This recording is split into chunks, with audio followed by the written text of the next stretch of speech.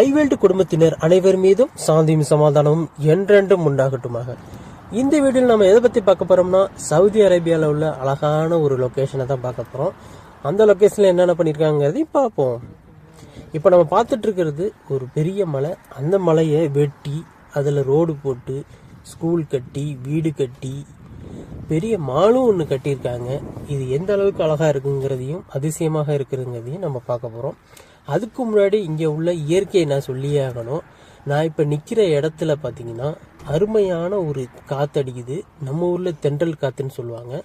இங்கே உள்ள லொக்கேஷன் பார்த்தீங்கன்னா குளிர் முடிஞ்சு அந்த வெயில் காலம் ஸ்டார்ட் ஆகும். அந்த சென்ட்ரல் அடிக்கக்கூடிய காற்று சென்ட்ரல் காற்று மாதிரி அற்புதமாக ஒரு காற்று அடிச்சிச்சு. சும்மா மெய் மறந்து நின்றேன். அப்போ தான் எனக்கு தோணுச்சு இது நம்ம ஒரு வீடியோ எடுத்தே ஆகணும் அப்படின்னு சொல்லிட்டு அப்போ எடுத்த வீடியோ தான் இந்த வீடியோங்க. நாம இருக்கிறது சவுதி அரேபியா. ரியாத்துக்கு பக்கத்தில் ஒரு சிட்டி தான் இந்த சிட்டி. இது புதுசாக டெவலப் ஆன ஒரு சிட்டி. இங்கே பார்த்தீங்கன்னா சூப்பராக காத்தடிக்குது. அதுக்கு தகுந்தாப்புல ரோடும் பைபாஸ் ரோடாட்டம் போட்டிருக்காங்க. நீங்கள் நினைக்கிற மாதிரி இது பெரிய ஹைவேலாம் கிடையாது. ஸ்மால் ரோடு தான். சின்ன ஒரு சிட்டிக்குள்ளே மால் இருக்கிறதுனால இந்த அளவுக்கு பைபாஸ் ரோடு மாதிரி போட்டிருக்காங்க. நீங்கள் நினைக்கிற மாதிரி இந்தியாவில் இருக்குமே அந்த அளவுக்கு உள்ள பைபாஸ் ரோடு இல்லை.